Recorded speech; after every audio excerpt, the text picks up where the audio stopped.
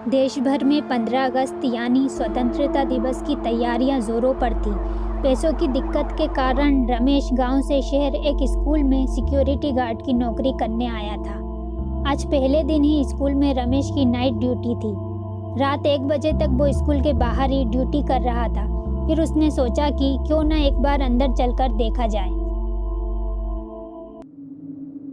रमेश जैसे ही स्कूल के अंदर गया, ऊपर के फ्लोर से किसी के भागने की आवाज़ें आईं। रमेश दौड़ता हुआ ऊपर के फ्लोर पर देखने के लिए गया, मगर उसे वहां कोई नहीं दिखा।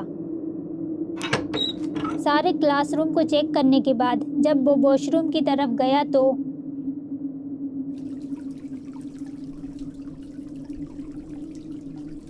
मगर जब रमेश वॉशरूम के अंदर गया तो वहां के सारे नल बंद थे।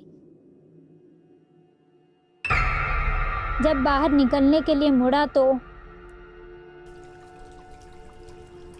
जब रमेश पीछे पलटा तो फिर से वहां के सारे नल बंद थे और पानी की कोई आवाज़ भी नहीं आ रही थी। शायद मेरा वहम होगा, रात को जागने की आदत नहीं है ना, इसलिए। रमेश स्कूल से बाहर निकलने के लिए मेन गेट की तरफ जाने लगा। रास्ते में उसने जब एक खिड़की की तरफ देखा तो स्कूल के पीछे के ग्राउंड में उसे कोई 11-12 साल का बच्चा खड़ा दिखाई दिया।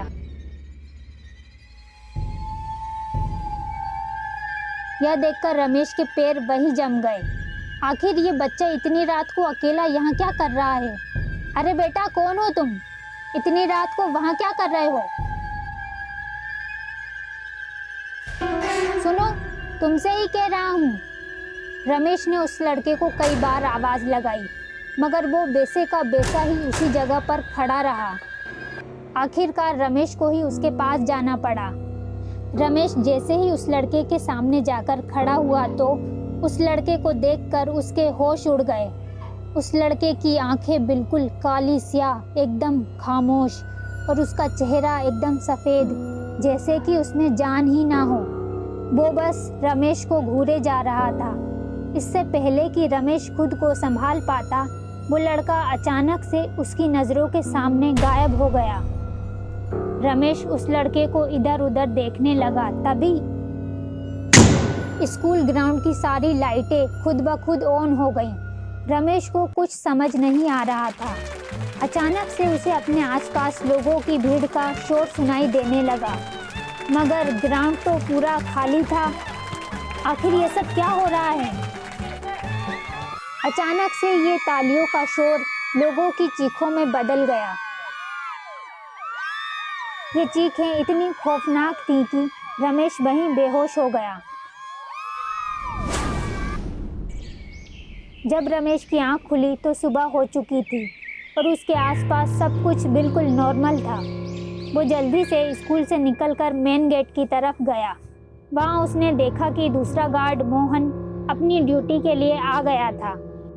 रमेश से रहा नहीं गया और उसने मोहन को रात को स्कूल में उसके साथ जो जो हुआ वो सब बता दिया। ये सुनकर मोहन ने रमेश को बताया कि कुछ साल पहले इस स्कूल में 15 अगस्त के दिन शॉर्ट सर्किट की वजह से आग लग गई थी, जिसमें कई लोगों की जान भी चली गई। तब से इस स्कूल में जिसने भी कभी नाइट ड्यूटी की है, उसके साथ अक्सर कुछ अजीबोगरीब घटनाएं हुई हैं, मगर कभी किसी को कोई नुकसान नहीं हुआ। मोहन की बातें सुनकर रमेश ने मन में कहा, ठीक ही तो है। अगर उसे मुझे कोई नुकसान पहुंचाना होता तो मैं अभी सही सलामत यहाँ मोहन से बात ना कर रहा होता।